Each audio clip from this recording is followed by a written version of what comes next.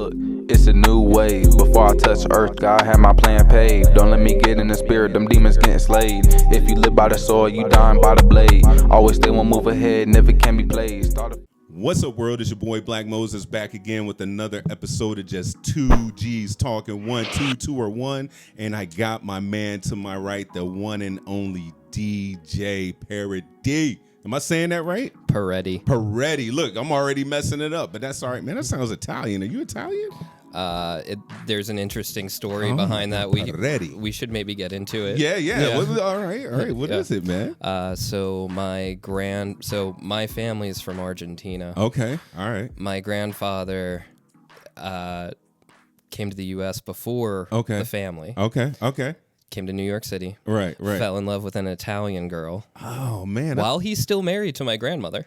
Okay, Argentinian. Whoa. Man, we going right spicy. into it. We did no intro. We going right in for the gusto. Okay. Spicy. Married Argentinian and found an Italian lover. Okay. Yeah. And so he changed his name from Paredes to Paredi to sound more Italian to appease her father. Wow, that's crazy. That is crazy. It's pretty crazy. So that is, say that again. That is your grandfather? Yeah, that's my grandfather. Okay, all right. And then so he had on your father's side. Yeah. Okay. And he did successfully have 2 families. Whoa. Which is not really unheard of back in the day. It wasn't that weird, and it's still not that weird in Central and South America. Okay. That's still kind of common. Whoa. Yeah. Which is crazy because I run into like other people from a similar descent, and they also have grandfathers that have multiple families. That's crazy. And like, if you didn't have multiple families back in the day, it was like, it's like, oh, you're a broke bitch. You have one family. What are you, a poor? Wow, yo, that's crazy. Yeah. So, okay, well, all right. So, say the name again. Paredi. Wow. And DeeJay is it your first name? What's your real name? What's your government name? Oh man, that's the secret. I don't really give it out. Oh, okay. All right. But yeah. How did DeeJay come around? Because I share the same first name as my father. Okay. And my middle initial is J. Okay. So I've actually been DeeJay. Okay. Forever. Okay. Because they were like trying to figure out what to call me, and they were like DeeJay, and that's been it. Dang, DeeJay Paredi. Wow. Any middle name? Joseph. Oh, that's a good name, man. Can't go wrong with good Joseph. Yeah, it's a good old strong biblical name too, Joseph. Wow, man. Welcome to the podcast, bro. Thanks, man. You came in with the spiciness. You came in with the spiciness already, and I thought you were Caucasian, man. So you got some flavor into you. Half. So your mom's white. Yeah. Okay. And your dad is Argentinian, Italian. Just Argentine. Okay, Argentine. Okay, yeah. All right. Okay. Wow, that's crazy. And where are you from? I was born in New York, but I've been living in North Carolina for like over 20 years. So, and I learned how to play music here. Wow. My partner's from here, so I mean, I'm from here, man. Okay. As much as anybody else. When did you come to the South? I was 13. Wow. 14. What year was this? I couldn't tell you. 2004, maybe. That's a heck of a transition from what part of New York? I was on Long Island mostly, but oh my gosh, we jumped around a lot. So in New York, kind of all over. Okay. But let's see. Yeah, when I came here, it was literally my first day in North Carolina unpacking. Right. And I look out of my window, my bedroom window. Yeah. And there's a cow running down the road. just you a cow. Can't you can't even make that up. Right. And I was just like, where am I? Right. What has happened? Yeah. Because then this area wasn't that developed. Okay. We moved to Mooresville when Mooresville was still a very small town. Wow. And now it's like, kind of a decent sized little city, Was it culture shock for you? Very. Yeah. Oh, very shocking. And, at that time too, like internet is happening. Right. But things move slow from north to south. So it's like I showed up and I'm into like these types of like, you know, kind of like punk bands and ska bands and all this stuff that's popular in the Northeast. Right. It hasn't made it down here yet. Right. So when I show up in school, I'm like an alien. Dude, to these kids. And more, wow. Speaking of alien today, well, never mind, we won't go there. But anyway, dang, what a culture shock, bro. Yeah, it's crazy. Dude, that's okay. So you came down to the South, man, from New York, Long Island area, culture shock, like cows running down the street, dude. That's so wild. Insane. You know, it's funny.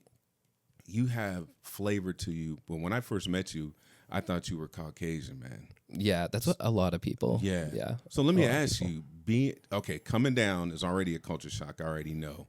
I ain't even got to why I even had you on the podcast, but we're going to roll with this. Coming down is a culture shock, obviously from New York City to North Carolina is a major jump. Yeah. You could almost, so technically you're like biracial, bro.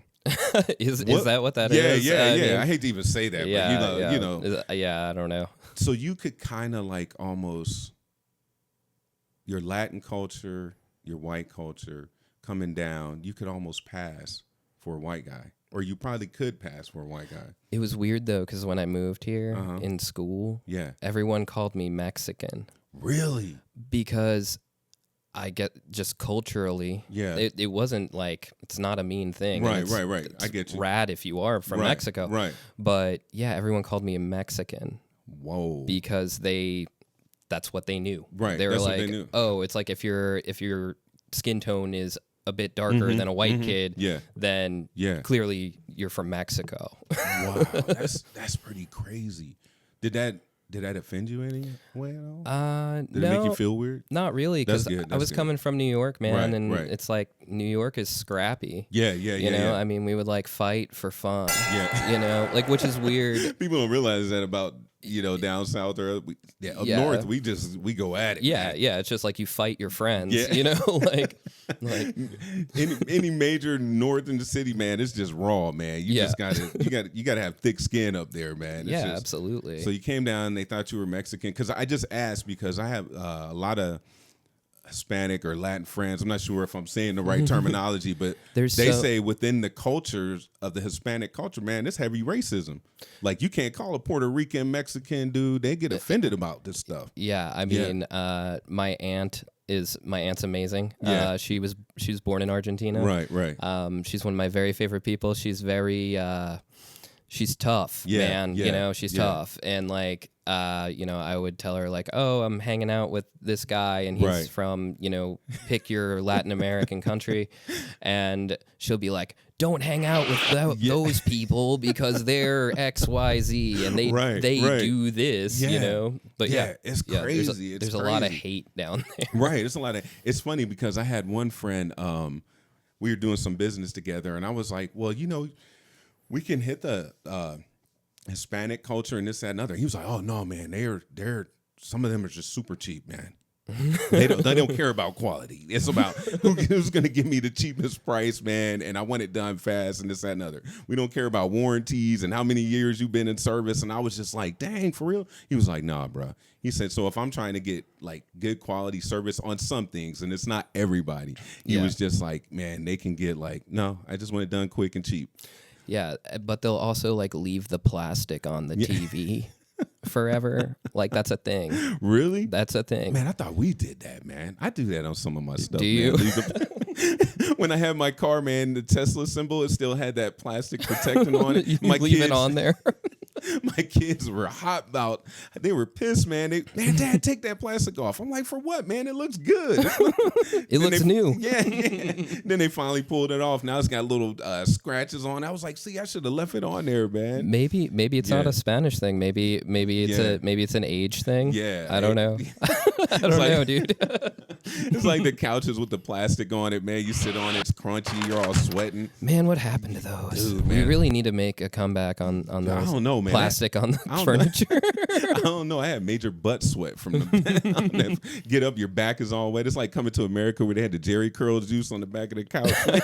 You get up, your back's wet. You got a wet trail going down the middle of your back to the crack of your butt. So I don't know how suave that would look, you know. So, but anyway, no, that's crazy, man. So you came from New York down to North Carolina, culture shock in the South. And what do you think about North Carolina now? I love North Carolina. Do you? I do. I right. love it. I love the culture. When I moved here, like I immediately befriended like people who were in old Mooresville families. Right. Okay. So like it's really cool, man. Yeah, it's awesome. It's a really rich culture. Yeah. And not what I think people in the Northeast would really like expect. Right. Like stereotype stuff? Yeah. Give me an example of that. Like, what do you think they're like excuse me. Like in New York when I was growing up, I'm sure it's like way different now because the world's different, but when I was growing up, like the white kids sat with the white kids at lunch. Wow. In New York. The Spanish kids sat with the Spanish, et cetera, and then just divide it up. You know, divide it up. And then you could even divide those subdivisions even further. Okay. You know what I mean? And that was in New York? Yeah. And how was it different down here? I came down here and everybody hung out with each other. Really? Yeah. Are you serious? Yeah. Man, you have a different story because some people didn't have that, man. And that's cool. I think that's dope. Yeah. Go ahead. I had a teacher who told me when she moved to Mooresville from I don't remember where she was from originally, but the Northeast. Right. She came down and they owned a BMW. They're a black family. Okay. You know, and they had a BMW, and as soon as they pulled into town, they got pulled over. Wow. And the cop was like, "We've never seen a black person driving a car this nice." Dang. And that was in Mooresville? In Mooresville, yeah. I believe that. Which is crazy. Yeah. It's really crazy. Dang, that's crazy, man. That is wild. Yeah, because I had a white friend come down here from up north, and he hung out with a lot of brothers up north. So he had that inner city vibe, man.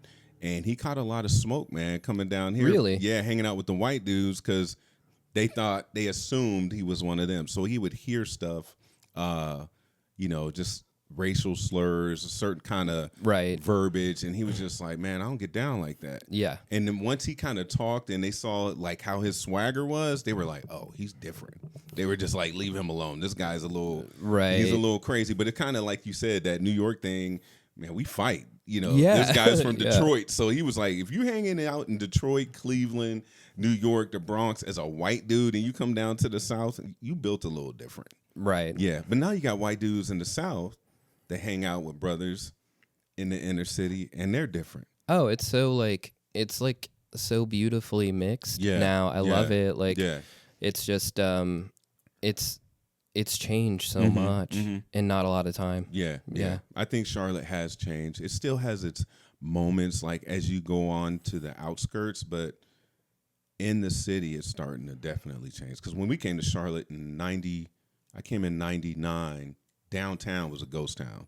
There was like nothing going on. It was business hours after 6. It was crickets chirping. Yeah, and that was weird for me coming from the big city, and I was coming from Austin, Texas at that time. Oh, so Austin's rad, huh? Yeah, and it was just and I'm in an interracial marriage, and Lisa caught a lot of smack like in the corporate world.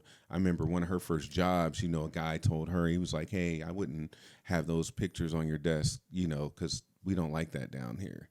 And then, weird. Yeah, weird, and it was just like, so she went and told, her manager, and then HR, man, that dude ended up walking out, man. Yeah. Because I was just like, company-wise, you don't need that kind of smoke, man. So, no. But that was what, over 25 years ago, and in the process of Charlotte changing, right? So yeah, and that's certain things, a mentality that has to change and stuff like that. But Charlotte is definitely doing that. Yeah, and it's crazy, like generationally. Like you were coming in here early 2000s, right? Seeing that. Yeah, I came in 4 or 5 years later. Yeah, to a complete and obviously younger. You're right. I'm in school, but and Mooresville at that, because I would think that was still kind of. Well, Mooresville was a Klan town. Oh, was it? Yeah, like straight up. Yeah, like it was a straight up Klan town. So it's like crazy how much it changed. Wow. And how quickly it changed. Wow, that's crazy. Because I wonder how that works. I wonder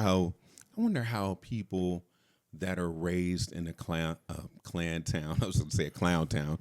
A Klan town. Same thing, Mike. Same thing. Clan and clown. You heard he said it. The Argentinian. So come after him. Nah, I got his back. So don't even worry about it. But I wonder how that works, because as the culture changes, that lineage is still there, right? That family. I wonder what happens to people like that. Do they disappear? Do they go away? Do they blend in?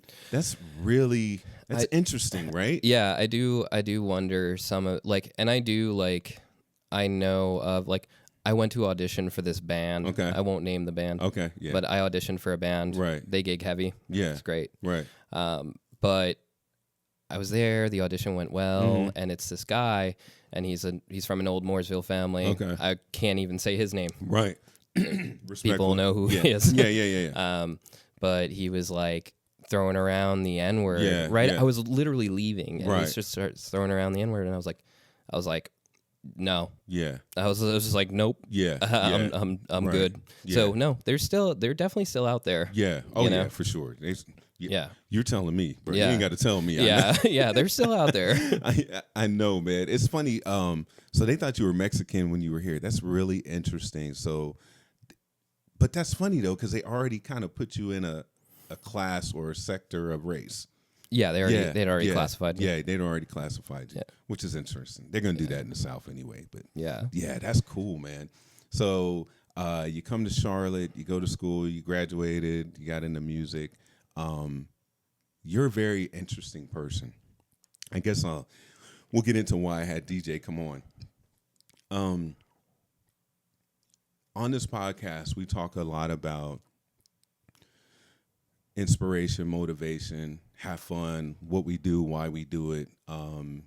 Started it 3 years ago, and it's just kind of, we're going into the 4th year, man, and that's a blessing, man. And thanks to Mario Curry for helping me start this. And we're going into the 4th year, and I wanted you on because you are a person that's on a journey. And a lot of times we talk about people going somewhere or their success and how they got there and how they did it. And we come from a place, Calvin and I, just being older in our 50s, and you're in your 30s, right? Yeah. Yeah.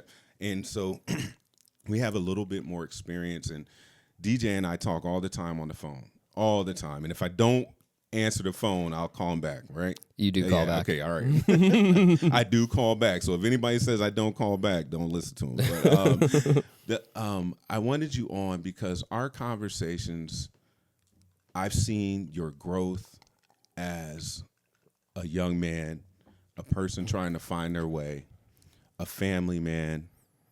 He's a husband, has 2 beautiful daughters, a great marriage, just a great wife. Hey, Tabby, what's up?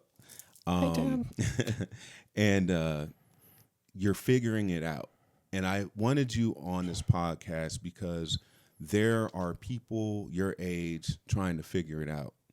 And you've come a long way. And you and I had a pretty intense conversation earlier this week. And I felt it was your time to come and get your flowers for being the guy figuring it out and making the change. And I wanted to reward you in a way to let you know that I'm proud of you publicly and that you're doing the right thing. And I think people need to hear your story, man. So, oh man, thank you so much. Yeah. So I just want to say hats off to you, and I'm proud of you, man. And you're doing a great job. And I just want to say thank you for coming on. First of all, thank you for always keeping in touch with me and being transparent and honest. And I will start it off by saying a lot of people don't call because they feel there's an image that they have to portray in order to have a relationship with somebody.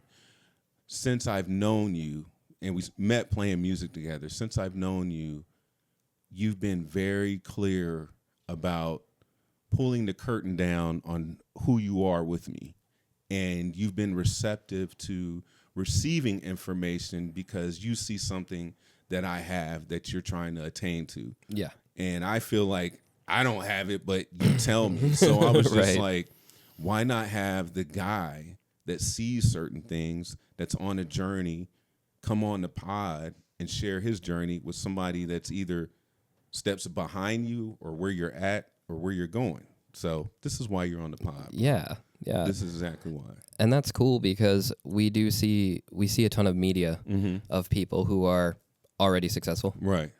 I mean, that's like every, that's a lot of the podcasts on my feed because like I was saying, we were talking earlier, success leaves clues. Right. So, I try to like seek those out actively, but I think the majority of media is people who are already there. Yeah. You know what I mean? I agree. It's already there. Yeah. And the purpose of this the podcast is to be raw, authentic, and sometimes we can get caught up in likes, clicks, and that's a great thing, but I always want to make sure we remain authentic in what we do, Calvin and I. And you're a big part of that. You even told me today, man, I watch all the episodes. I'm nervous as hell. I'm just I'm like, don't be, man. This is just you and I having a conversation, and this is why you're on, and this is it. And so let's start off with you meeting your wife, because he's very huge into music, right? And he's passionate about that. He's also in the place of balancing making money for the family, providing a safe place for the family, and also chasing your dream at the same time. And that's where we all are kind of right. And so I want you to start off with how you met your wife, and we'll just go from there. We'll just go. Well, it's not too far off from where we left off with me being moving here. Right. Tabby actually remembers seeing me walk in. Oh wow! On my first day of school. Okay. In North Carolina. Wow. But we ended up actually meeting when we were 16. Okay. 14. Okay. 15 or 16. Okay. 15 or 16. Right. Yeah. Right. At driver's ed. Wow. We had driver's ed together. Wow. So you guys are like high school sweethearts, huh? Yeah, for sure. We dated for a little while, and then we broke up, and then we got back together when we were 17, and we've been together ever since. Okay. Right on. Which is wild. Yeah. I know one other couple that we're friends with. Okay. That's also been together since they were 17. That's freaking awesome, man. Hats off to y'all. It's Hats old school. off to y'all. It's old school. That's old school. Yeah. When you guys when you met, were you into music then? Yeah. Okay. Oh yeah. I was playing in the coolest band in school. Nice. Yeah, the coolest band in school. And so she was your girl, she was hanging out, groupie, Yeah, and we were just like immediately like all like just together all the time. Right. Yeah. Right. We were just together all the time and just managed not to get too terribly sick of each other that young. You know what I mean? No, that's real. So you guys graduated, and what happened after that? Your first child was born when? When'd you get married? Well, we're not married. Okay. Oh yeah, we're that's still right. not married. That's right. We're still not married. They're getting married. Y'all getting married, Tab. It's happening. Yeah. We're very engaged. Yeah. No, she has a nice ring. Yeah, I got her a nice ring. Very engaged. I like that. Yeah. He's very engaged. I'm very engaged. Yeah. Yeah. I'm sorry, what was the question? Your first daughter was born. We were 24 when she was born. Okay. And I was playing in Tecate Sunrise. All right. And we were rehearsing 3 days a week and gigging 2 days a week. Oh my god. So we were playing like 5 days a week. Yeah, that's crazy. Pretty much. That's crazy. Yeah, we were going hard. Yeah. I mean, but it's kind of what you should do. Right. You know what I mean? Hard. Yeah, is go hard. So Tabby and newborn Meadow would be, in the other room and we'd be, blaring, rehearsing loud as hell. Like she can hear, so that's good. Yeah. I'm glad. I'm glad you can hear, Meadow. I'm really glad you're not deaf. She actually has an aversion to loud music, and I'm sure that probably played a part of that. That's wild, man. So Tabby's been with you through your whole musical journey. Yeah, she doesn't come to shows anymore. Yeah, I know. She's good on that. Yeah, Lisa's like that too. Lisa's like, I seen them all. It's cool. Just call me when you have the big one, right? Right. The big one. Yeah, when you want me there. I'm like, okay, cool. What's it like being in music, married, with a family? What is your hardest thing right now? I think the biggest challenge with pursuing music and having a family is time. How so?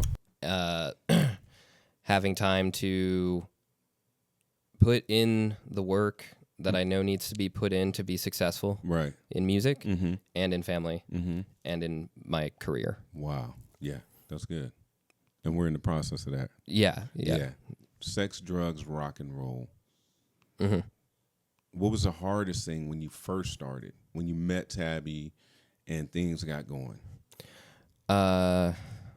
Keeping people together, keeping bands on the same page. And dude, I was just relentless. Okay. Like, and I still kind of am to an extent.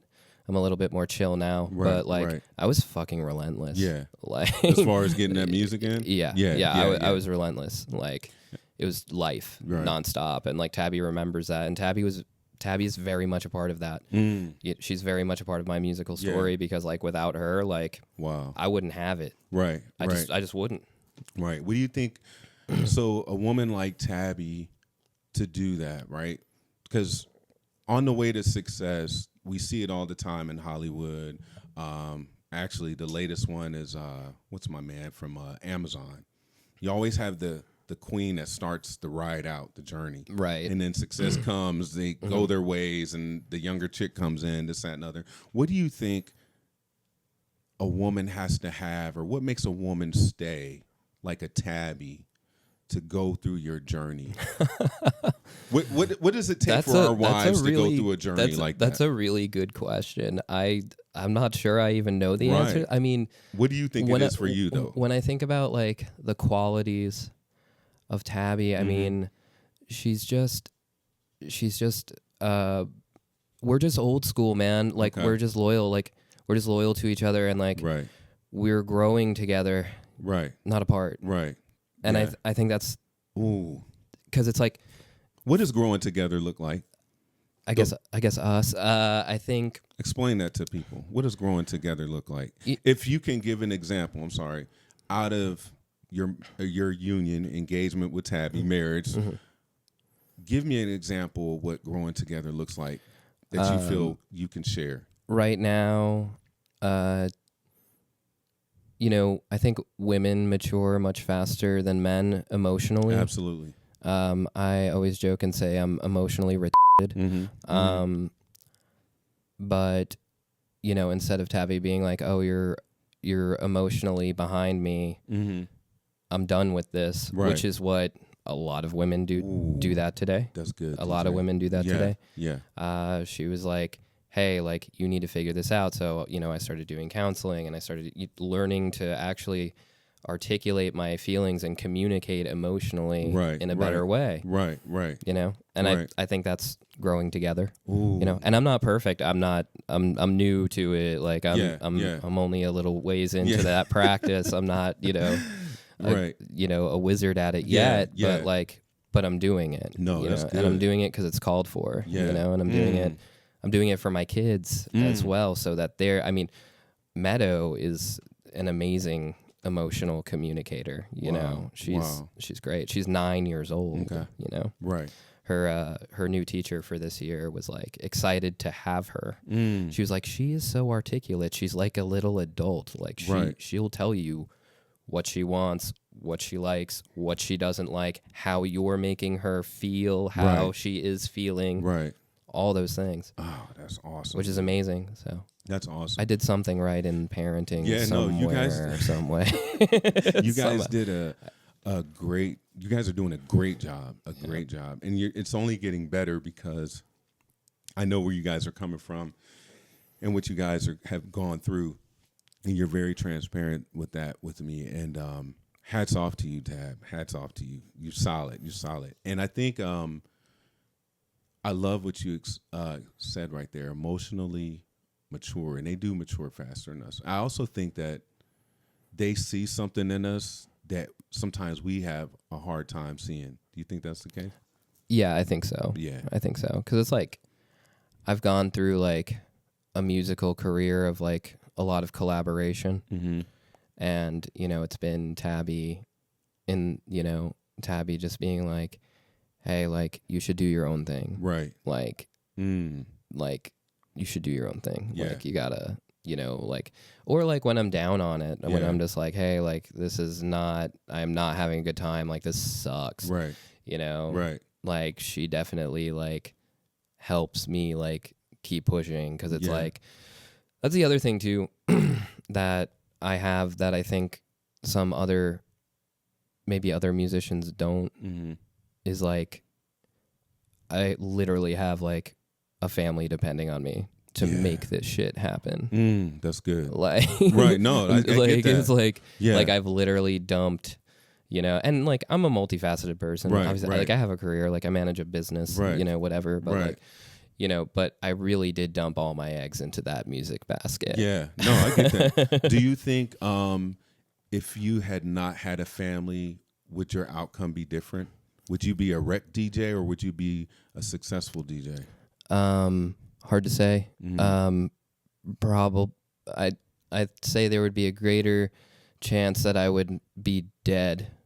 I think death would have definitely been on the table. Good. I'm glad you said that. I definitely could have died. Definitely could have, should have, probably when I was younger, especially like hanging out with bands and stuff. Right.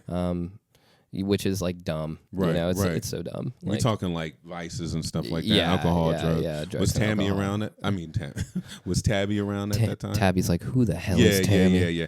I got a good friend named Tammy. So Tabby and Tabby are like super crazy, killing me right now. Yeah, and Tabby was around for like literally like the entire journey from band one to today. Helping you push through with that too? Yeah, man. Yeah, absolutely. Yeah. Gosh, man.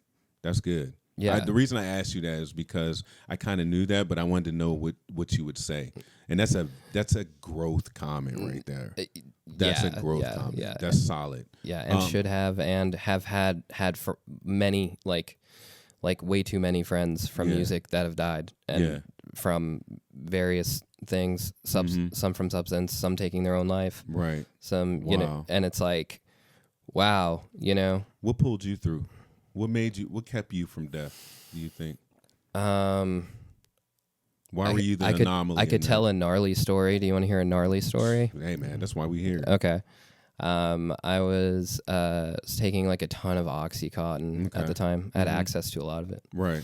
I was taking loads of Oxycontin, and I was in my bedroom, and Tabby was asleep. Okay. I was in my bedroom. I was playing, and I nodded out. But I nodded out and went straight down, and my airway was blocked. Oh. And I knew, I was like, oh, shoot, I can't breathe. Right. But I couldn't move either. And I was dying. Right. And it's like out of nowhere. I mean, literally nowhere. And there's no coincidences or magic here. This is very obvious of what this was. I'm in it's like this rocker. Okay. You know, like a chill lazy boy rocker. Right. All of a sudden, whoosh, DJ goes flying across the room. Wow. And I felt the force, I felt like a force just push me. Right. So hard. Right. But dude, that rocker was up against a wall. Nobody was behind the thing. What? There wasn't a person back there. Wow. Yeah. That was that was definitely a mystical experience, as the kids call them. Yeah. Nowadays. Yeah. Nowadays, the mystical experience. Now it's a mystical experience. And that was at like your crossroad to like, yo, this you'll never forget that day. Never. Just like my day. Yeah. Never ever forget that, man. And it's like, it was crazy too, because like at the time, like that was so normal and so common, you know, especially like in my circle or like in the circles of like bands we were around. Like it was just like rampant like drug and alcohol use, and like, but we were all like, I mean, our band was like we were badass, you know, like we were kicking ass, like making moves. And like people knew us. Right. They knew our name, you know, and whatever. Right. And like, I guess you have this idea of the product that young musicians, men, women, doesn't matter. Although I feel like men fall prone to it a good bit more. Right. But there's this product that that the music industry is selling you, and that product is you can do rock and roll, and you can do everything to excess. Wow. And that's just a part of the thing and a part of the process. Right. Now, luckily, we fast forward to today. They're selling an entirely different product. Entirely. It is not the same product that I was sold or you were sold, when you were younger, right? Yep. No. Yeah.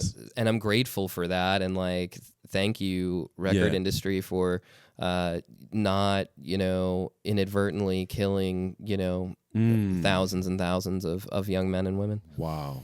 Because that's what happened. Yeah. Oh, yeah. I mean, 100%. Yeah, 100%. Like, what do you think the draw is? How do drugs enter the music thing? Do you think it's marketed that way, or is it just like you said? It's like you can do it all and make it.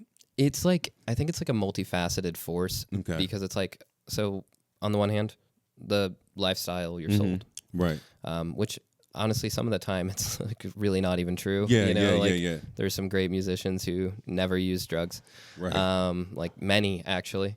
And then I think the other factor is that musicians, artists in general, I think we're all artists. Like, I think most people, I think even with podcasting's an art, and like a lot of artists do podcasting.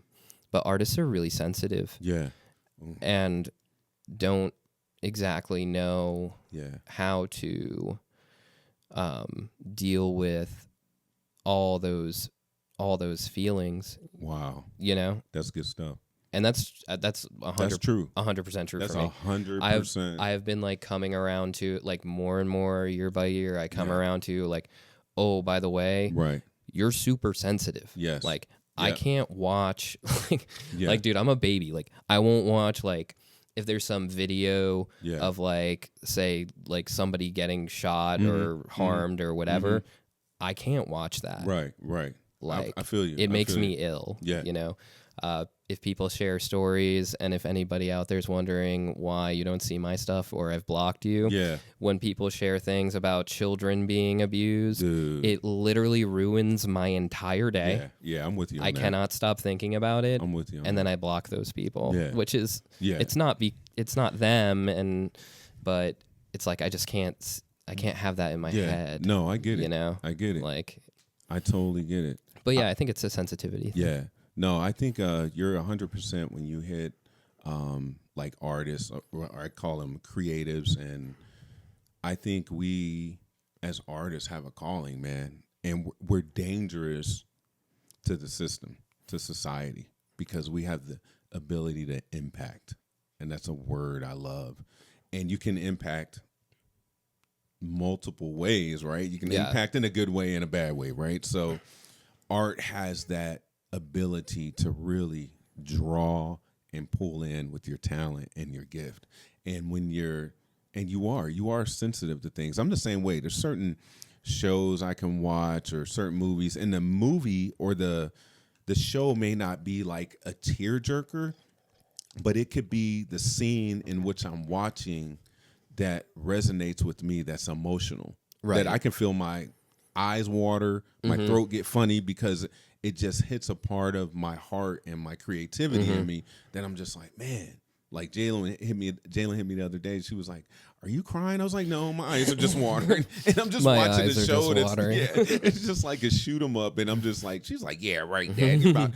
But there's certain things that just pull at me. Yeah, and certain things that I can't watch. And being a creative, you are very in tune to that. But I've learned to embrace that. And you made a comment today about the new musical journey that you're on and what you're going to do. And I'm not going to say anything about it, but you know what I'm talking about. But that is a part of redefining and taking your energy back. Because now this is another reason why I had you on. You're in the process of doing that. And when this happens, it's recorded. We'll be able to go back and be like, dude, look at that. You're going to be like, metal. This is where this is where it changed. Yeah, this is where my ass was in the fire, and finally I decided to get out. Yep. Because now, and now you're on here. So this is the beginning, the turning point of the new DJ, which is awesome. And you being in a new season. Your introduction to him, capital HIM, and I always like to say his introduction to somebody that has a high calling on their life. So that's pretty cool. Yeah, and I've had so many. Yeah, me too. He's patient, man. He's real patient, man. Yeah, been real patient with me for sure, man. Like I've had so many close calls in so many different ways, and it's just like it's wild to me. Right. You know what I mean? It's like it's after a while, it's just like not really a coincidence anymore. There you go. You know what I mean? There like, and my friend, I was hanging out with a friend in Wilmington, and he described me as I forgot. He said you're like an onion, but you're like a research onion, so you're just researching every layer until you just like finally come around. I love that. To this thing or whatever. And I'm just like, that's cool. It's kind of accurate. But he deals with all his kids in a different way, man. That's what I love it, man. I love it, and you're never perfect, but we get there, man. We'll be perfect one day, but we start to understand the mission and the weight, and I think family is good. I think family's good for you. It's God. Good for me. Yeah, I tell all my friends. I have a lot of none of my friends have. Right. Well, I shouldn't say none, but only a handful of friends have kids. Right. And most of those friends aren't even my age. But I tell all my friends my age to have kids. Yeah. I'm just like have babies, and then for the logic science guys, which I love science too, but. For the logic science guys, I'm like, your kids are your vote for the future of humanity. Yeah. You know, if you don't have them, you don't get a vote. No. Literally, that's doesn't matter. Like your opinion is irrelevant. That's a real comment right there. That's irrelevant. I love that. Yeah, your opinion's irrelevant. I love that. I love that. Having a wife in music, I know you're engaged, but I'm just gonna call it Tabby's wife material. We've been together for wifey 17. In December, it'll be like 18 years. Wifey material. Sorry, wifey material. And I definitely had that. And Lisa was not my wifey choice at the time. It was just I was like, I don't want a wifey material. I didn't really realize what it was, but I always believe, they see it in us, and we don't see it yet. And Lisa always saw it in me. We go through music. We go out and play. We see women all the time. Women get enamored by music and the artistry and the talent. And then if you're a creator and you got that spicy side in you that's lucrative to the opposite sex, how do we stay committed in our relationship when we have all that thrown at us? What makes us different? What is it that we do as men? We see it all the time, man. And some men are successful at being monogamous. Some are not. Some cheat. I know personally I've had some fails, but my wife has stuck around. Everybody in a relationship is going to have those moments. Being in music, a lot of women run from dudes that are in any kind of entertainment, music. They're like, no, I don't want no part of that because that reason. That stigma, And then some stick around for it. And we got good women. What is it that makes them stick around, and why do we keep holding on to them, man? Tabby and I have a really clear, we have a really clear communication. Okay. That's very, very clear. It's like, one, we're monogamous. Okay. That's easy. Right. Right. Right. You know what I mean? Right. That's well, not easy, but that's a thing. You know what I mean? It's like, okay, well, we're monogamous. Yeah.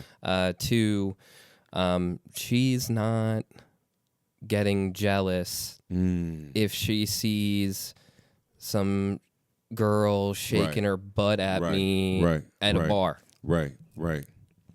Yeah. She's like, cool, you're out there making money. Hopefully she fills the tip jar. And like, I love you, Tab. I'm not like, and I'm not disparaging like anybody who's like romanticizes musicians they see out in the wild. I think that's awesome. He said out in the wild. Yeah, like I think that's awesome. Yeah, and, like, I think it's awesome. Yeah, too. I think it's super cool. And like, but at the same time is like we have like really clear, like we just have a really clear like means to an like it's like this is literally work. Right. Like this is how we make money. Ooh, like that's good. For the family. That's good. So if this little girl wants to be hammered and try to touch me and shit, like it's not a huge deal. You know what I mean? Yeah. And I always, but the thing is too is I tell her. Yeah. Like, ooh, that's good. The next morning I was like, oh, this chick was doing XYZ thing. Oh, I love that. I tell her immediately. I love that. Like communication. She's usually asleep by the time I get home. It's communication. The next morning, it's like, yo, this happened. Right. So I love if that. something pops up on social, it's not going to be like, oh, surprise. Right. You know what I mean? No, I think that's dope, dude. I love it. Because now it gets to the point, you know, if I go out or I'm at a gig, Lisa go, sometimes I'll come home and, you know, we'll crash out. We'll come home 2 a.m, just wore out 3 a.m. Yeah. And she'll get up. She goes, so did you meet any women? You know, anything exciting happened last night? Yeah. She was like, anything exciting happened last night? Yeah. And I'm like, oh, yeah. And like you said, man, you ain't going to believe this, you know, blah, blah, blah, this girl, this, that, and other. And I think it's cool because communication is key, and you led off with that. I was wondering what you would say because I want people in music, young and upcoming, like the temptation is there. You know, if you don't have self-control, you know, you may not want a main squeeze right off in the, you know, in the beginning of the game. But if you do, you know, they need to know like how you do it, and that's important. You know what I mean, or how we do it. You know, and each relationship, each union is different on their rules, but I think the key thing is communication. And just because we're in music, all men ain't scums and out here bagging all the chicks. For real. I mean, we all got our little quirks and things that we like, but all of us ain't back there, you know, sharing the sauce with everybody. Pause. 100%. Yeah, 100%. So I was just like, I think communication is good, and I love Tabby, man. I love that. I would be insane to jeopardize that relationship. Oh, that's good, man. I would have to be like, absolutely so far out of my mind. Right. And like, I've been absolutely so far out of my mind. Yeah. And not done it. You know what I mean? And never done it. Like, that's real. Yeah. So that's real. Yeah. I'm also like, I'm not super interested in it. Like, I'm not interested in like other like women in a way that would jeopardize my relationship. Right. I like making friends, you know, and I've had friends, and like I have friends, and like it's not like a problem. Yeah. You know what I mean? Like we just, I got you. It's just not like that. And plus, like all my friends like know Tabby or whatever, and oftentimes too, like I have ways. I have ways when I see that thirsty drunk girl coming across the room. He said thirsty. Yeah, thirsty, bro. Yeah. They're thirsty. Yeah, I love that. And they come from across the room, and I have this like great way of like handling them and broadcasting. Get the fuck away from me. Yeah. You know what I mean? Yeah. And not in a mean way or a rude way. Just like, right. Hey, nice to see you. Great. Cool. I'm DJ. You're Susan. Yeah. Okay, I'll see you later, Susan. Right. You know? Yeah. No, I get that. Because a lot of times, man, half of these chicks are sloshed, man. Dude, destroyed. Yeah. Do you remember? Yeah. Do you remember when we did 2 trees? We were inside 2. Okay. I shouldn't have said. We were inside that bar, and there was that lady. I think it was like this little Spanish lady in there. Okay. And she was dancing around super hard. It was like the summertime, and that's an outdoor spot. So she's like dumping. So like everybody's all sweaty. She's dancing around super hard, right? Yeah. I see her. She pulls $1 out of her pocket. Yeah. Slides it down her pants. No. Dude, down her pants, back up, and then throws it in the tip jar. Oh, bro. Yeah, they be. I didn't, but dude, it was after the set.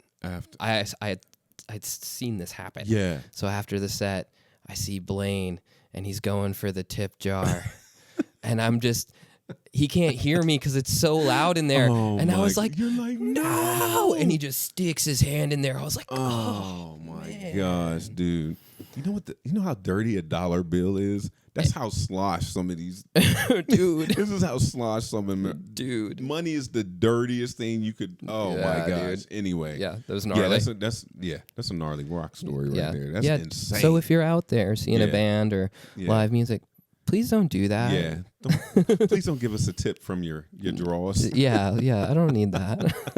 We do not need that kind of cash. Oh my gosh. Oh my gosh. Wrong business. Right? There was no poll on that stage. Exactly. Whatsoever. Oh my gosh. That is too funny, man. Yeah. I think that's good. Yeah, man. I always thought about that and just navigating through the whole stereotype of musicians with girlfriends or wives and stuff like that. I know we played one gig and one of our close girlfriends came with us. I'll never forget. I was at the bar getting Lisa and our girlfriend a drink, and this chick comes up to me, and we had just got off stage, and oh my gosh, I love the way you played those bongos. You want to play my bongos? And just didn't. And I'm just sitting there. I'm like, no. And I'm just sitting there tripping, and all of a sudden, our girlfriend Tabby comes up. Who the boom did this? Bleep. And I'm like, yo, relax. T, it's cool. Yeah. She's all up. I was like, T, it's cool. I was like, she's a little tore up. I was like, and I said, Lisa's over there at the table where you should be. I got this. And she's like, Lisa, Dan. She was like, girl, I'm used to it. I'm just like, it's okay. She's like, it's okay. Okay, because she said, I'll go Gastonia and take my shoes off and this. I'm like, oh my gosh, yeah. Shout out to T. She Gastonia crazy. Them Gastonians different, man. No shade. I don't need no heat from Gastonia. I like Gastonia. Yeah, it's different, man. It's like the Wild West out there, man. It's different out in Gastonia. Yeah. I was hosting that open mic with Kenan out there, like for a while, and like I met all these cool. There's a lot of cool friends in Gastonia, man. Gas House, I can't. It's pretty tough though. Yeah, it is tough. It's a pretty tough neighborhood, man. It's tough, man. It's surprising. You get friends out in the Gas House, you got them for life, bro. They're tough. Yeah, they'll bleed for you, man. They'll definitely bleed for you. Yeah, I think people sometimes. I think that misconception is like when people. I don't know. Like to me, it's transactional. Yeah, and that's not to dehumanize. Right. Audience members or anything, but I think there's a certain level of it that is a little bit transactional. In certain circumstances, it depends on what I'm doing and who I'm playing with. Right. If I'm doing a bar gig and I'm sitting in with whoever, I mean it's quite transactional. Right. You know? Right. What how do you feel about where you're at now as far as the DJ you were when you first started? Where are you at in your journey? Oh man. I feel What are you most proud of from the DJ back then to the one you're at now? That's an awesome question. In general, I'm really proud of my family. Okay. I'm really proud that I maintained this relationship through the circus of doing music. Right. I'm amazed at how many different things I've done and how much I've adapted. Because I've held a lot of jobs, different types of jobs through this, and it's crazy to me. I'm proud of how easily I can adapt and how quickly I can learn things. That's good. And it's just getting faster and faster. I'm my current job, my current day thing, I didn't know anything about it, but I just spoke as if, and I got it, I learned it, and like now I run a business for somebody. Yeah. And before that, I was like literally like breaking rocks and like painting houses. Right. No, that's good, man. You was doing like, hard. Yeah. Yeah, I was like doing labor. Yeah. You know, without like an education, like or anything like that. Yeah, you're starting to the way you said that just there, you're starting to come into the power of I am, and I call that, you know, our God power, how he sees you, and you're starting to move into that. You remind me a lot of me. I wore a lot of hats. I was good at a lot of things, but I had trouble narrowing it down. And when that's it. Yeah, that's it for me. Like that's the struggle. Yeah, and I don't know if that's our draw or why we are close in the way that we are, because it's not like we known each other for 30 years, but I do believe God brings people into our lives that need something from us and us them, and you're the next generation. And sometimes we think our seed or our generation is our bloodline of family, and it's not just that, but it's also the seeds that we plant into others. Oh God, I don't know why that hit me like that, but it's the seed that we plant into others. And you are part of a family that you are a part of a family that God has a mission for you, and you're attached to me for that reason. And I don't know what it is, but I know I'm supposed to feed you and you're to feed me, even when you don't think you're feeding me. You know what I'm saying? You pull on me, and when you pull on me, it makes me pull on him, if that makes sense. Right. And it makes me grow. It makes me grow. It helps you grow. And it shows to me that as long as I continue to trust him and trust the process, he continues to feed me to feed others. And I'm starting to see like how this all works. And in embracing my power to do that helps you to embrace your power to do what you just said. Just to be like, man, I'm just going to speak it and I'm going to do it. Yeah. That's what he did in the beginning. Yeah. He just spoke it and it came into existence. Right. That's the power we're tapping into, that I think that is the deception in the system. So, and I think a lot of that has to do, when I say the system, it can be government, it can be the world, and it can be the family system or the structure we're in. And you are most proud of your family, and I think you should be. What is it about your family that you are proud of? What is it that you see in it that's evolving that makes you want to keep going?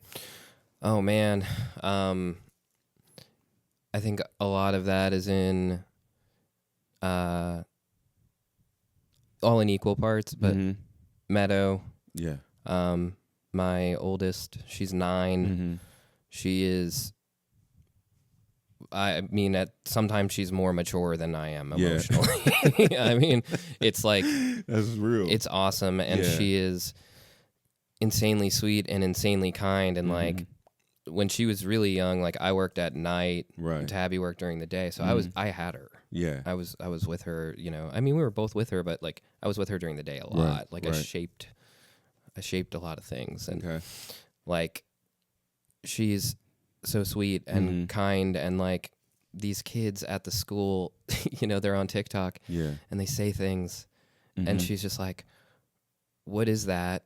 And I was like, "Oh, it means this," you know, because I'm looking up like the new kid slang or whatever, which is like all over the place, like you just like who knows what they're saying. She's like, "Why would they say that?" You know? Yeah. She had a friend. She had a friend who's mixed. Dad was black, mom's white. Okay. And kids were making fun of her. Okay. For that. Right. And Meadow was like, Meadow doesn't take that shit. Yeah. She doesn't take that shit. Yeah. She was like, no, and then like went and told the teacher. She was like, yo, like this isn't okay. Yeah.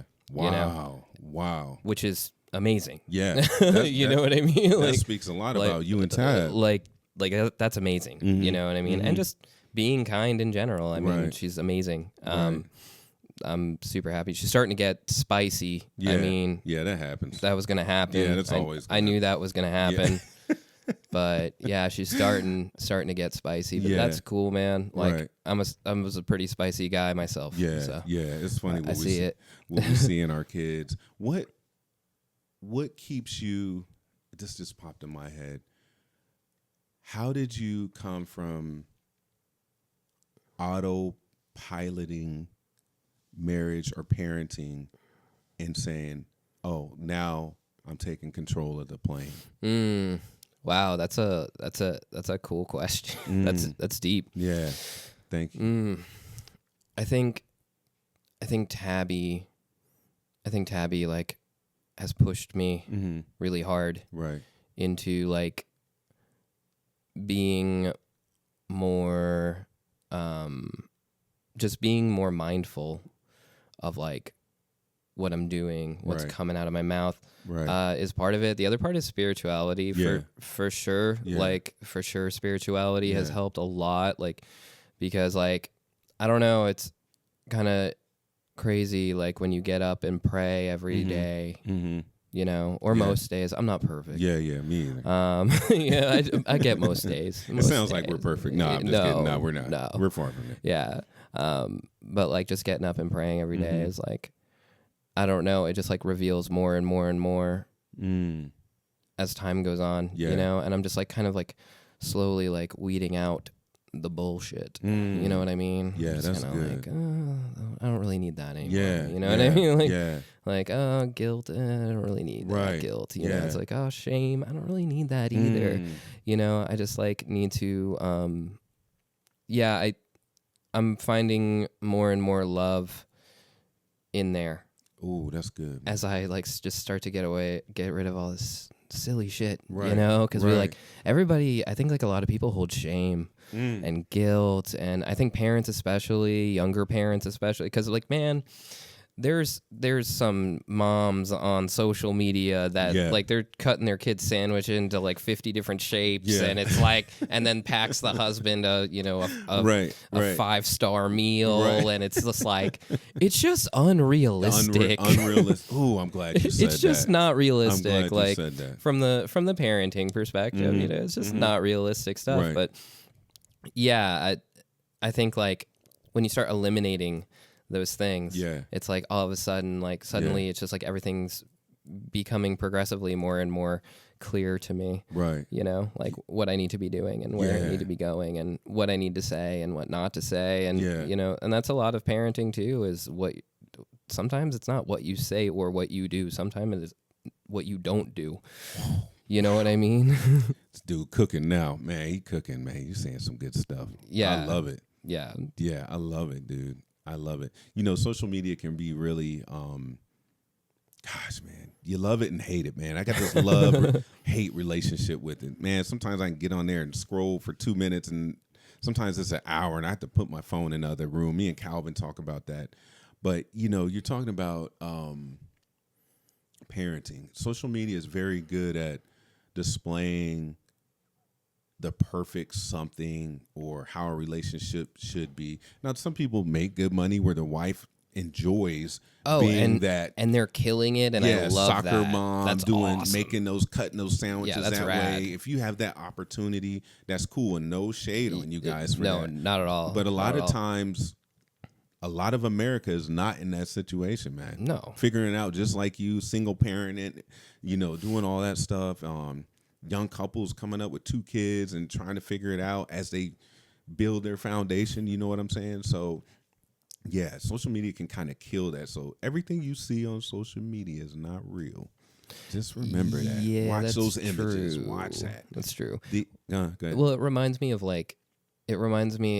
like becoming new television, because it's like we stage all these things, you know, like, which is cool, like, because it like puts, you know, it puts like power to get information across in a clean way, a lot faster and a lot easier.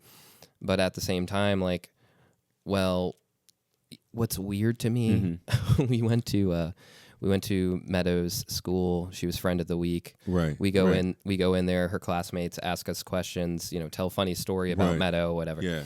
And this kid asks, Meadow, what's your favorite shoe brand? Yeah. 8 years old. Wow. Dude, when I was 8, I didn't give a flying anything. You just went to the playground and hung out, man. We were just kicking it. A shoe. Like, dude, I'm glad I have shoes on right now, or else my feet would be cold, dude. Gosh, dude, you got kids at 6 wanting a phone, bro. Yeah, that's weird. Yeah, that's weird to me. You're right. That's real talk, like, right there. I don't judge it. Like, yeah. I just like, I know for me personally, like, I wouldn't ever do that. Like, I would try. I am keeping screens only in creative contexts. Yeah. And being on a PC is fine. Yeah. I got you. Absolutely jump on the computer and do things on a computer with a keyboard. Right. Because that's where work gets done. You know what I mean? Like, yeah. Some people work with their thumbs now, and like, good for them. But that's not my experience. Yeah, it's not mine. I do some things with my thumbs, but a lot of times I'm sitting right at that computer in the studio doing my thing, man. I'm just like, that's. Oh yeah. The other thing I did this week. I think I told you about that. I started bricking my phone. Yeah, that's cool. At 10 p.m. Yeah, 10 p.m. every day. It goes brick. I was on a Discord call with my friends. Right. It's our game night, but 9 to 10 is social hour. So I usually socialize. I haven't been playing games as much lately. Right. Not like super interested in it. Right. But I love those guys, and like, I want to keep up. Yeah. So I was on the call with them, and 10 o'clock hit and went. Oh man. And I was like, and then I'm like, oh, time to go to bed. Yep, time to go to bed. Yeah, and then my buddy texts me. He's like, hey, are you all right? Like, you just like cut out. You're just dropped. And I was like, oh, my phone bricks at 10. Yeah, so I'm gonna have to do that, man. Yeah. I like that, bricking at 10. But a lot of times I'm in the bed by 10, man. Yeah, I don't know. Just because I like to have those early mornings of just, dude, you're up early. Yeah, the quiet time, bro. Or are you tricking us? And you're using Business Suite to post the story for you automatically. I'm using AI to get up at 4. No, man, it's really crazy because yesterday I overslept, and like you said, every day, like you said, I try to pray every day. Every day I try to have my quiet time at 4, and a lot of times it doesn't happen. I mean, not a lot of times. I should say during the week it happens. The weekends I'm kind of more lenient with it. Yeah. So Monday through Friday. Well, the whole family's typically home. Right. So Monday through Friday, I kind of treat it as like a business week, and I try to have my consistent routine. Now, the prayer doesn't stop. So like yesterday, I got up at 9. So I came down, coffee, this, that, and the other. And then I went into my quiet time and prayer time. If I'm not up at 4, I still follow the same routine, even if I'm late. Right. But I do notice if I'm not up early, it messes with my creativity, and I feel like I lost time in the day, if that makes sense. I've gotten so into just like being up before everybody else and having that quiet time where the world is still sleeping. It's just something about that quiet time. And even if I'm tired sometimes, I'll go in the chair or sit on the couch and doze off for a minute and I'm good. But I almost feel like I shortcut myself if I don't have it, man. It's weird. Yeah.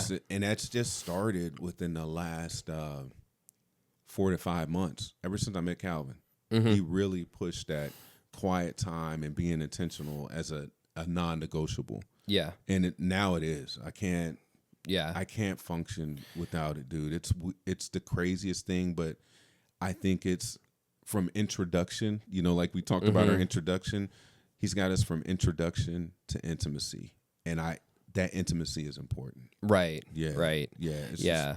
Yeah. I think, like, I don't know. I also noticed too, like, I got to get up before my kids, dude. When I don't get up before the kids, like, it's a weird start for the day. Yeah. You know what I mean? It's a really weird start. I agree. But mine are like younger. You know what I mean? No, but I feel like I got to get up before everybody else. Because feel it's almost like, to be honest with you, dude, while you're saying that, it's almost as if you're the guard on watch. Right, like you're on watch. Yeah, for your behavior, how you move through the day, because you set the tone for your house, because you're the king. So if the king is, if you get up off, everybody feels it. Dude, I've noticed it in my world. Yeah. If I am off, like it throws the whole thing off. If I'm feeling insecure, the whole thing is unstable. I'm just like, whoa, Yeah. you know. But I've been learning a lot, man. Yeah. I've been learning so much. Yeah, and the kids pick up on it, young or old. The wife will pick up on it. You're different today. You didn't get enough rest. You didn't have enough quiet time. She'll read my mail, and I'll be like, dang, you know. And I have to go in there. And sometimes I find myself, if I'm off, I go back in there, even if it's midday, just to kind of recalibrate. Man, it's just like, all right, God, I'm not gonna do it. I'm just sitting in this chair until I feel free to get up and get out. You know what I mean? And sometimes it can be 5 minutes or 30 minutes, and then I'm like, okay, I'm good. Right. You know, or I'll go out for a walk and this, that, and the other, and do that, and then I'm cool. What trying to make sure we don't. Oh man, gosh, time's going quick.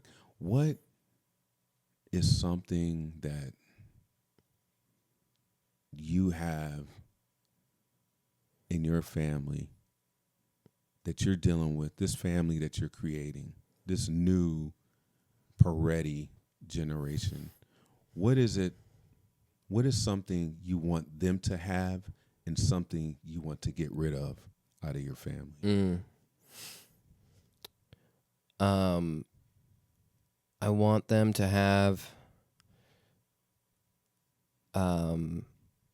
genuine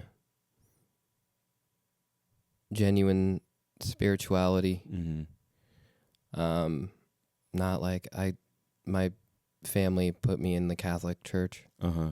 Just not in a disingenuine way. That's not right. No shade. No shade. He's I was gonna say I have amazing friends that are you. very Catholic and are really dedicated and love it, and I think it's awesome. But the way my family did it was not.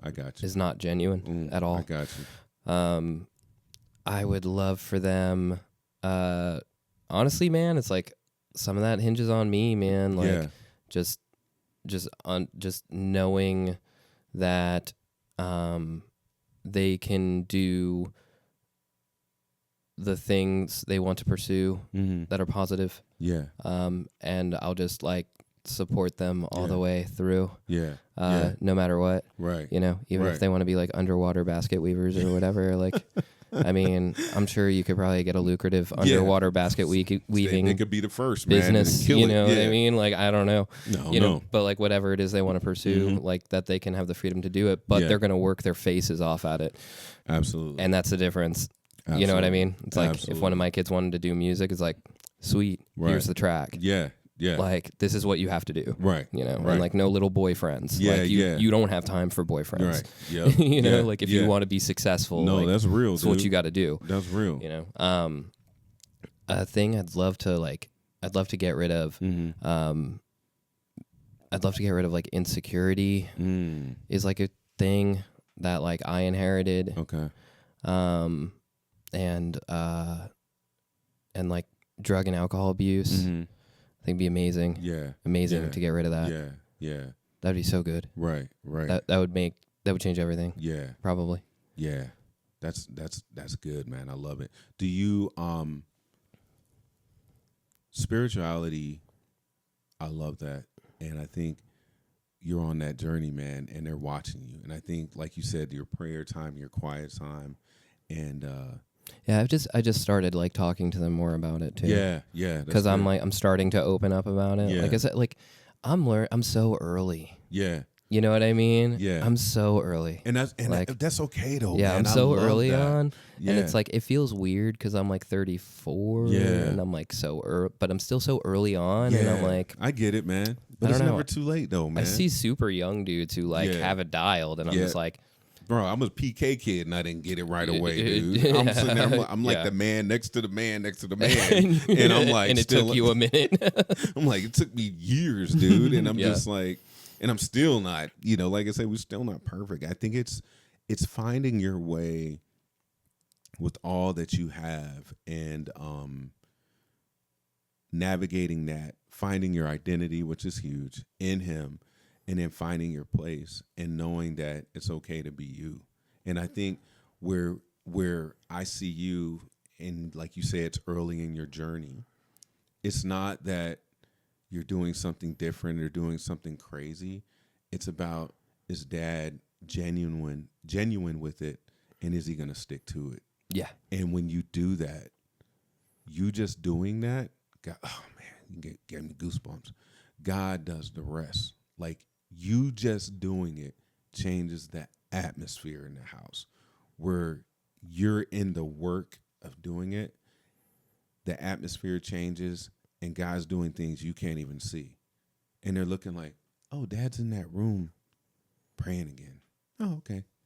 It becomes, Dad, can I go in the room? What are you doing in here?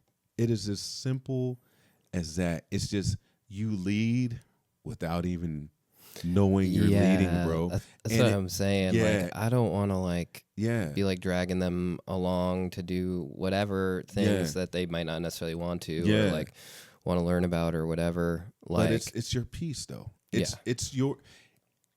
So here's the thing about which is cool about your situation. And me and you talked about this a while back, and I remember we were talking about this, and it's the fact that in you seeking and doing changes the DJ they saw to the DJ you're becoming, and that is the attraction. Because they're seeing the image of God that he has for you, and they're watching you metamorphosize. Wow. Whoa. Even Tab. That's what makes them. Tab even saw it. It's funny how women see it, but they don't know necessarily what it is. They have the intuition of God, like something's different. Something's going on in him. There's something that draws me to him. Out of all the stuff we've been through, I still want to be with this one. And that's that God in it. And as you go, and I don't like, but then they start to see it. And sometimes we try to do it in our actions externally, like, this, I'm doing that, and blah, blah, blah. And it's the subtle things of the atmosphere when you walk in. You can walk out of your prayer time and the atmosphere change. You don't even know it. Right. And you walk out and then something comes behind and Dad looks different. Right. And you're like, they won't say it to you, but they'll just, you start looking different. Right. Yeah. And so, and your mannerisms, and like you said, you're saying all the key things of like the change, and that's a good thing. And there's nothing super crazy you got to do, but just be and just keep doing, man. And he shows up, man, and you just keep having that hunger to change the family and go after what you want, man, changing the dynamic. And I don't know, in your conversation with me, God, time goes quick. In your conversation with me, you are seeing at the same time the gifting and the calling on your children. Like when you talk about Meadow, you see the call. You don't know what it is, but you see the impact on who she is at a child. And you're just like, absolutely. Wait a minute. If she's this at 9, I got to make sure this is around her to maximize what I'm seeing. Yeah. Now the spiciness comes in because that's the character. Those are the traits of the line. This is who we are. But you're seeing the purest part of her, and you're like, oh wow. So I got to make sure I protect that, enhance that, feed that. And how do I do that? By me providing the place, and the surroundings where she can continue to do and stand up for what's wrong and not feel shade about it. I don't care if so what I snitched. You know what? Right. In her eyes and the children, it's funny, in God's eyes, I serve God. God loves me, so why am I afraid of you? Right. What are you gonna? And that's how kids move. They're like, do you know my dad? My dad's DeeJay Paredi. You do something to me, he's gonna come down to this school. My mom's Tab, man. They don't call her Tab for nothing. That's I'm a tab that ass, So it's just like, and so they move like that. The faith of a child, man, and who they are, and to be who they are, for her to even do that, bro, shows the environment that you and Tab are putting together and the foundation, the family that you're starting. So you're seeing what you guys are doing together start to manifest in your children. That's the push, man. That's the drive. That's the true spirituality of the relationship, man, of the faith. And I think what you said is just, man, that's head on, man. I just want to encourage you to keep doing that, keep pushing to do that, and not overwork it. Don't overthink it, man. Just take those small baby steps, man, because where you're going and where they're going, you're setting up the second generation, bro, and it's gonna be fire. Tab is setting up what it takes to be a solid woman to roll with a DJ. You know what I mean? Queens have a way of seeing things in us to help them build their empire. Bro, Lisa saw it. Tab sees it. I don't know how we're going to get our empire, but he's the one. He's the right. one to do it, right? Right. You're starting to come in. I'm getting rid of the insecurity, man. I'm bringing in all that love. I'm taking all that guilt and alcoholism and all this stuff out because there's a bigger play here. You know what I mean? And you're doing it, man. This is the reason why I brought you on. And the story ain't finished, man.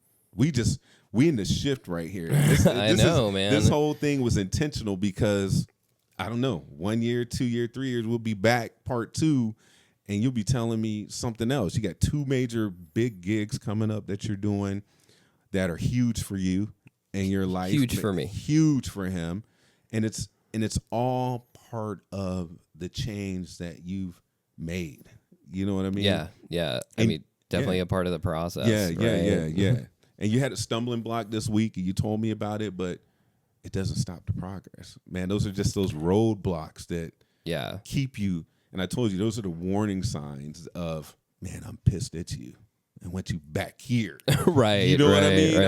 I want you back here. I don't want you over there. Yeah. You know what I mean? And that's why I said, man, some of them things, man, they're there to remind you and build you to keep you going, man. And I think you're doing a great job, man. Dude, thank you. Yeah. I can give you one more question. We got to go, man. God, man, the time goes quick when we're in here. Dude, we didn't even talk about AI. No, we need to talk about, he's big into AI. We got to come back and do this, bro, because it's so much. But I wanted to set the preface of who you are, because I think when people know who you are and your authenticity, they gravitate to you and they want to know more. So if you come back and talk about AI, man, they're all in now. You know what I mean? They'll be like, we want to hear what this guy is talking about. And it's funny, you talked about AI because we're talking about imaging. So, yeah, we definitely got to come back and do that. One final question. Let's see here. This is good. Where does DJ want to be within the next 2 years? What is your goal for yourself? 2 years? Mm-hmm. Or a year, if you got a year out. Let's pull it out of that atmosphere and state it. I am what? What is your I am? Yeah, that's good. I know I hit you hard on that. It could be anything. I am going to be whatever. I am going to be I'm going to be touring. Yeah. Which is actually highly likely. Yeah. And I am going to be more compassionate. And I am going to be grateful. Ooh, wow. Dang, bro, you went deep. Wow. You said something. If I could manage those last two, I think I've done well. Wow. That's good, bro. I was not expecting. I know people are like, I want a car. Yeah. I want $1 million. No, dude. Like, I want to be. That's real. I want to be like Fred Rogers. Okay. You know. Yeah. I'd like to be a saint. Like, that'd be really cool. If you don't know who Fred Rogers is, that's Mr. Rogers. Yeah, Mr. Rogers. Yeah. I'll put it up on the TV. Yeah. Yeah, man. I'd like to be like Fred Rogers. Or, that dude was. Yeah, he's a real deal. I didn't realize how he's a living saint. Mr. Rogers was dope. Like, I don't know what sainthood is anymore, but Fred Rogers was one. I don't care. Yeah, Mr. Rogers who calls that. I was like, when I was a kid, I didn't appreciate it. And then I go back and look. I was like, damn, Mr. Rogers was like, he was for real. He was no wasn't a slouch, dude. It's amazing footage. I saw this amazing footage. He was with all these kids, and they're all so excited, and they all want to touch him, and and it was a bunch of like autistic kids, right? Like very autistic kids, and they were just touching his face, and he was just smiling at them, and you can see it in his eyes. He's just in love. He's just in love all the time. Yeah, that's good. It wasn't an act. Yeah, man. He was just like that, and then like, there's a great documentary, and they interview his kids, and his kids are like, no, he's literally that all the time. Wow. That is him. That's funny because when we watched it as kids, I remember my brother and I was just like, oh, this is cool, man. But I thought it was as a kid, you're thinking, man, this guy's just teenager. I'm like, oh yeah, Mr. Rogers was acting. Then like you said, that documentary came out, and social media puts clips together, and I'm like, oh, Mr. Rogers was a real one. Yeah. This dude was real. He was very real. Yeah. I was like, oh my And there's loads of great ones. I mean, Wavy Gravy, from the 60s. Like he's fantastic too. And all those guys. I'd like to do that. Yeah. I think if I do that, I'll be successful in everything else. Anything else. Yeah, that's awesome. To all the musicians out there young right now. Don't do it. Let me get the question. To all the young musicians out there, the ones that got family in a situation like you, new family, newly pregnant, got a girlfriend and pregnant, out there snorting, blowing, this, that, and the other. Oh yeah, I did all that too. What is what does DJ of today have to say to those DJs back then to the ones that are out there now? Give them, speak into their spirit, man. Give them something to take home, man, to chew on. That's funny because I actually met a guy. We split a show with this other group, and they had their bass player. I was playing bass for the band, and their bass player is literally 10 years younger than me. Just had his first kid. Okay. So I actually had this conversation. Sweet, recently. right on. I'm hitting the nail on the head. Yeah. I think you just have to work your face off, period. And if you get kind of lazy sometimes, this isn't the industry for you. You should be a hobbyist and do something else. Whoa. Wow. Yeah. Wow. No, it's true. Like, wow. My mentor told me, like, the first day, he was like, the man I took lessons from, Rusty Barkley. Yeah. He asked me, well, what are you trying to do? You just like want to learn how to jam? And I was like, I want to play for a living. Yeah. And he was like, cool. He was like, there's no room here for slack asses. Dang. He's like, this industry will literally chew you up and spit you out. Wow. This is the hardest job, Wow. like, wow. Wow. There's no room for. I mean, rest. Don't be like me. Right. I was insane. Like, I was crazy. But like resting is fine. But like, there's no room for kind of lazy. There's no room for hobbyist. Yeah. Yeah. Or be a hobbyist and have fun and play out occasionally with your friends. There you go. Like, that's also fun. There you go. Like, but the other way is, it's a lot of work. It's fun work. Yeah. And you got to really be like kind of crazy. Right. You know what I mean? Right. To want to do it. Yeah. Like, No, that's real. There's a level of delusional and insane, and like, depending on like my family, like, oh God, they think I am delusional and insane. Yeah. You know what I mean? Like, I know. A lot of our families like that. And they treat me like that. Treat me as such. Yeah. So there's that thing to watch out for too. Like, and especially if you have a kid and a wife, like, man, it's a lot of it's a lot. It's a lot. He's saying, It ain't for the weak all the way around. Musically, family, this, that, and other. None of it's for the weak. Yeah. Long-term relationships. Yeah. Kids. Yeah.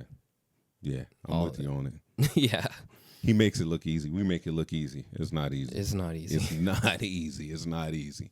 So strap up. That means, it's code word for wear the Jimmy hat. Don't get nobody pregnant. Be smart. Move quick. Yeah. Oh, from that perspective? Yeah. Oh, yeah. If you're like a young man or woman, like you're in your teens or 20s or something, just eat it. Yeah. 24/7. Yeah. Don't worry about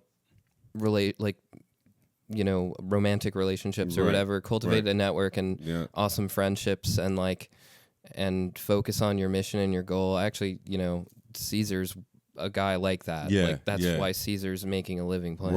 Right. I see Jordan doing the same thing. He's got that same mindset. Yeah, it's just like, don't worry about He's got a good little mentor over here, too.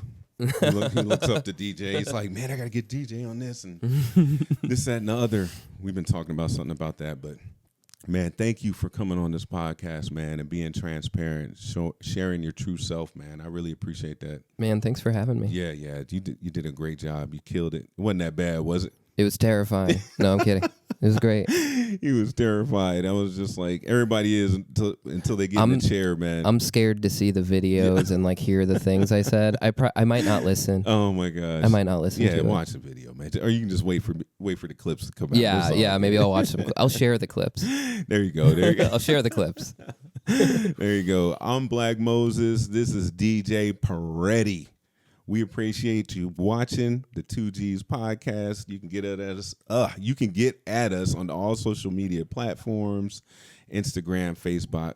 Oh wow, man, I'm all tongue tied, man. Facebot. Yeah, that's probably what it is, man. I don't even know if we got true followers. They're probably all bots, but we're big on Instagram, YouTube. Follow us on all social media platforms. We appreciate DeeJay Paredi coming out. He's got some big things in the works. Go follow him on Instagram, man. Follow his bands. He's got some good stuff and some big shows coming up, man. We appreciate you. We out of here. Peace.